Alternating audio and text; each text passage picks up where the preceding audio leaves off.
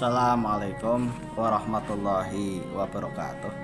Kita lanjutkan kajian kita masih di dalam kitab Khazinatul Asrar karya dari Syekh Muhammad Hakim Nazili.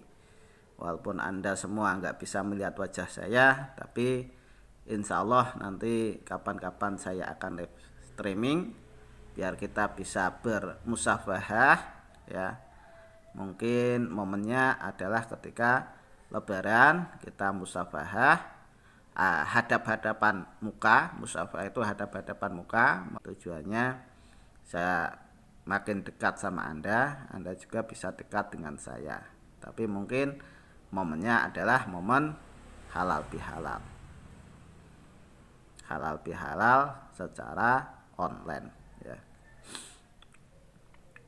Walaupun Anda nggak melihat wajah saya, kalau Anda yakin amalan-amalan ini bisa merubah nasib Anda, atas izin Allah itu apa yang Anda hajatkan akan cepat diijabah ya, dikabul oleh Allah Subhanahu wa taala. Karena ini dikembalikan di keyakinan Anda masing-masing. Bukan masalah di ilmu ini. Kalau ilmu ini pasti ya, pasti di situ ya begitu manfaat dan khasiatnya. Cuman kadang kita harus mengoreksi diri kita, apakah yang sudah kita lakukan itu sudah sesuai dengan apa yang ada di sini atau belum. Karena para hukama itu biasanya menulisnya itu bukan hanya menggunakan bolpen, tapi menggunakan minyak yafaron, minyak misik, minyak ambar, dan nanti dicampur sedikit air bunga mawar ya. Baik, kita lanjutkan di cerita-cerita aja ya tentang khasiat. Qala al-Malik rahimahullah wa nafa'ana bi wa bi ulumi fid daraini amin amin ya rabbal alamin. Bismillahirrahmanirrahim. Warwiyah diceritakan ana Umar bin Khattab radhiyallahu anhu lama ba'asa Amr bin As, bukan Umar tapi Amr bin As, amiron ila Misra. Diceritakan, diriwatkan bahwa Sayyidina Umar bin Khattab ketika dia mengutus Amr bin As ini jadi gubernur di daerah Mesir, fawajada bahron Nail la yafidu, maka si Amr ini ya dia mendapati sungai Nil itu enggak pernah meluap, jadi airnya itu kering ya. Fasala ahlu Misra andalik, maka Amr ini bertanya kepada penduduk Mesir tentang kenapa airnya itu kok surut ya, nggak bisa banyak. Qalu min adati hadal ma fi kulli sanatin nulqi fihi jariyatun sobiyatun. Penduduk Mesir berkata bahwa adatnya air ini ya setiap tahun itu minta korban. Jadi korbannya itu adalah mengorbankan nyawa seorang wanita yang masih perawan untuk jariyatan sobiyatan bakron biardoi waliya faida alqainaha fadu. Jadi mengorbankan nyawa seorang perempuan yang masih gadis, yang masih belum terjamah laki-laki, masih perawan, dengan ridhonya kedua orang tuanya. Ketika si gadis ini kita ceburkan ke sungai, maka sungainya ini langsung meluap banyak airnya. Fa'aba Amr wa qala innaha adatul jahiliyah.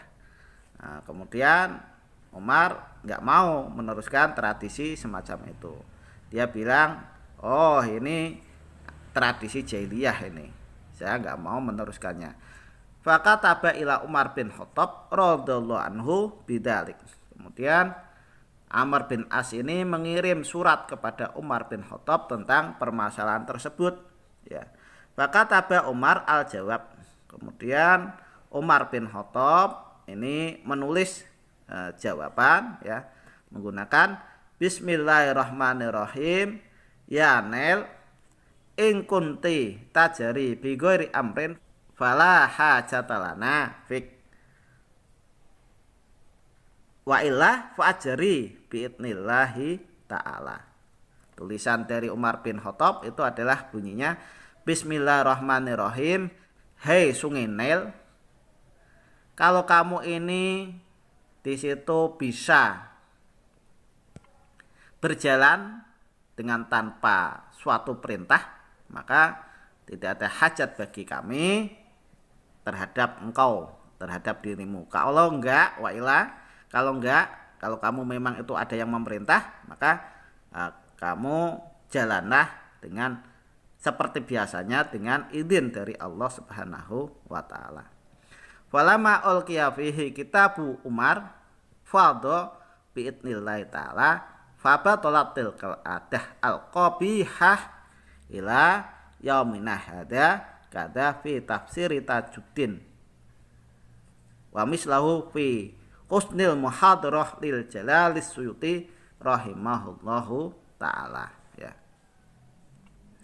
Nah, ketika dijatuhkan tulisan dari Sayyidina Umar, ya, ke Sungai Nil tersebut, maka Sungai Nil ini langsung dia meluap banyak airnya dengan izin dari Allah Ta'ala, dan batalah adat yang jelek tersebut, yaitu adat jahiliyah yang harus meminta korban nyawa seorang perempuan yang masih perawan, ya, ila yaumina hada, sampai hari sekarang. Dan keterangan ini ada di tafsir dari Imam Tajuddin, ya, dan seperti tafsir tersebut ini ada di kitab Husnil Muhadarah, karya dari Imam Jalaluddin As-Suyuti rahimahullahi ta'ala, ya. Demikian yang bisa saya sampaikan. Mudah-mudahan riwayat ini bisa menambah keimanan kita tentang khasiat yang spektakuler dari basmalah atau bismillahirrahmanirrahim. Kita sebagai umat Islam harus meyakini bahwa Al-Quran itu adalah mukjizat bagi baginda Nabi Muhammad SAW.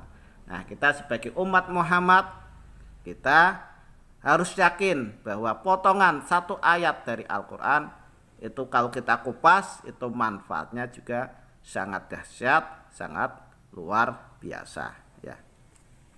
Demikian dari saya uraiannya, kurang lebihnya saya mohon maaf. Khairul kalam. Assalamualaikum warahmatullahi wabarakatuh.